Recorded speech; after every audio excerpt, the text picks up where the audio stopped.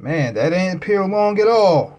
Apparently, WWE removes Mick Foley from event after controversial comments. As reported by Wrestling News, it says, it appears the separation between Mick Foley and the WWE have already begun.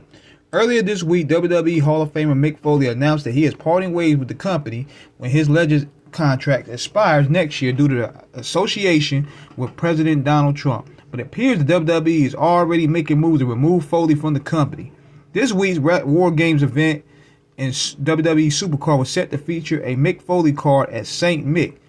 This has been a Christmas tradition over the years of Supercard and would have been Foley's 5th appearance in the game as the Saint Mick character. However, hours after the event hit the game, it was removed without warning. Later, game developer Cat Daddy will address Foley's removal on the game's official Discord with the following. Hi. It's unclear exactly what happened, yeah right, but it's unlikely we were able to use Mick Foley, unfortunately. We really like that card. We have another fun one as a replacement in the works. The replacement, a card of Austin Theory, features his new look from Raw, I guess. With Foley's removal from WWE Supercard this week, it should immediately put his status in WWE 2K26 in question. Unless Foley were to have a prominent role in the next game's story mode, he will likely be easily removed. Much like the WWE had 2K do with Mandy Rose in WWE 2K23 when she was released by the company in 2022. What did Mick Foley say?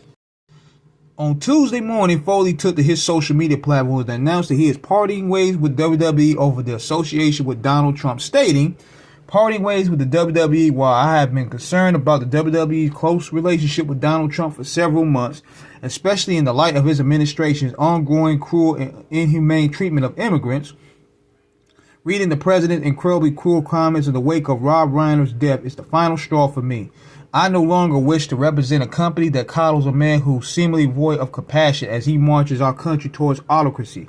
Last night, I informed WWE Talent Relations that I will not be making any appearances for the company as long as the man remains in office. Additionally, I will not be signing a new Legends deal with my current one expires in June. I love WWE, will always treasure my time with them, and I'm deeply appreciative for the opportunities they afforded me. But in the words of Popeye the Sailor, I stands all I can stands, and I can't stands no more."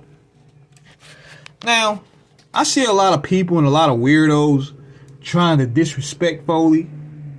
But here's the thing. There ain't no WWE Attitude Era without Mick Foley, man. Excuse me.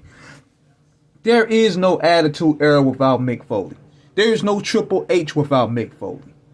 Mick Foley broke his bones and back and made that company what it is. Mick Foley's 2 moments is what really edged them out of WCW. Number 1, when he fell off the cage, when the Undertaker threw him off the cage, the only way WCW matched that energy was Goldberg winning the strap a month later in the Georgia Dome. But the second time was when Foley won the title, and that pretty much shifted the whole tide. And plus, he worked his ass off to put Triple H over as the villain, because the 1999, his heel turn was stinking out the joint.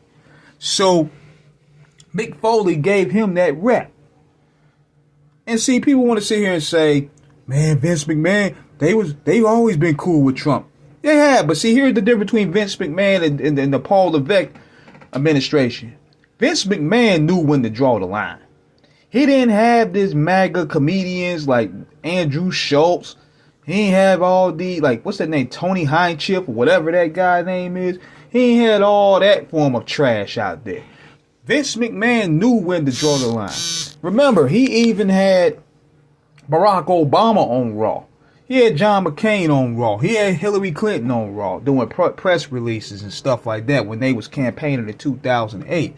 He even had Al Sharpton on Raw. He had Luke Gingrich on Raw.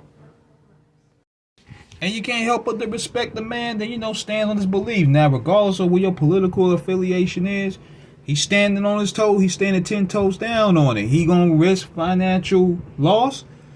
But I respect the man to stand on his too. So, let me know what you guys think in the comments, man. Subscribe, hit the like button. Peace.